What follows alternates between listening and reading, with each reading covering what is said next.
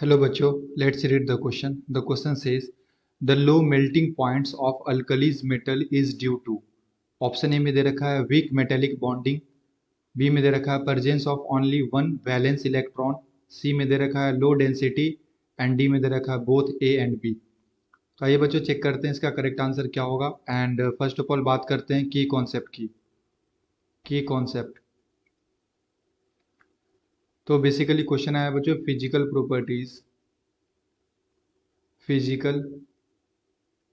properties of alkali metals. And जो हमारा alkali metal होता है बच्चों ये क्या होता है, सॉफ्ट होता है. एंड ये जो बॉन्ड बनाता है मेटल के साथ वो क्या होता है, वीक होता है. ऐसा इसलिए क्योंकि इसके पास क्या होते हैं, एक ही इलेक्ट्रॉन प्रेजेंट होते हैं इसके आउटर मोस्ट सेल में. सो हम लोग यहाँ पे क्या लिख सकते हैं बच्चों, alkali metal have low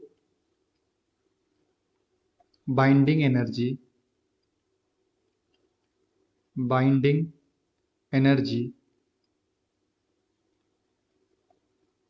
in the metal crystal. It is because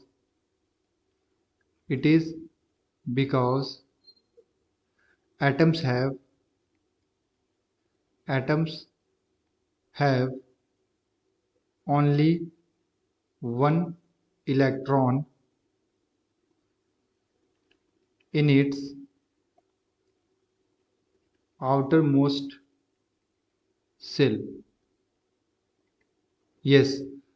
तो बेसिकली क्या होता है, जो अल्कली मेटल होते हैं बच्चों इसका बाइंडिंग एनर्जी कम होता है, यानी कि एक मेटल और दूसरे मेटल के बीच का जो इंटरेक्शन होता है ये कम होता है क्रिस्टल लैटिस के अंदर. ऐसा इसलिए होता है क्योंकि जो भी हमारे पास मेटल्स होते हैं उसके बाहर वाले सेल में, आउटर मोस्ट सेल में एक ही इलेक्ट्रॉन प्रेजेंट होता है, तो वो उतने अच्छे से इंटरेक्ट नहीं कर पाते हैं as compare to other metallic bonding. So ये जो मेटेलिक बॉन्डिंग होता है वो कैसा हो जाता है बच्चों, वीक हो जाता है. डेट्स वाई जो अल्कली मेटल होते हैं उसका मेल्टिंग पॉइंट क्या होता है बच्चों, कम हो जाता है, क्योंकि melting point is directly proportional to interactions. तो अगर इंटरेक्शन कम हो जाएगा बच्चों तो यहाँ पे मेल्टिंग पॉइंट भी क्या हो जाएगा, डिक्रीज हो जाएगा. तो टॉप से बॉटम जब हम लोग बात करते हैं ग्रुप के अंदर तो बेसिकली क्या हो रहा है बच्चों, साइज इंक्रीज करता है एंड यहाँ पे जो इंटरेक्शन है वो डिक्रीज करता है. सो मेल्टिंग पॉइंट यहाँ पे क्या बोल सकते हैं, मेल्टिंग पॉइंट क्या हो जाएगा बच्चों, डिक्रीज हो जाएगा. ओके. अगर आप यहाँ से ऑप्शंस को देखो तो ऑप्शन ए में दे रखा है वीक मेटेलिक बॉन्डिंग और बी में दे रखा है presence of only one electron. तो ये दोनों स्टेटमेंट सही है बच्चों. एंड डी में दे रखा है both A and B. So the appropriate answer is option number D.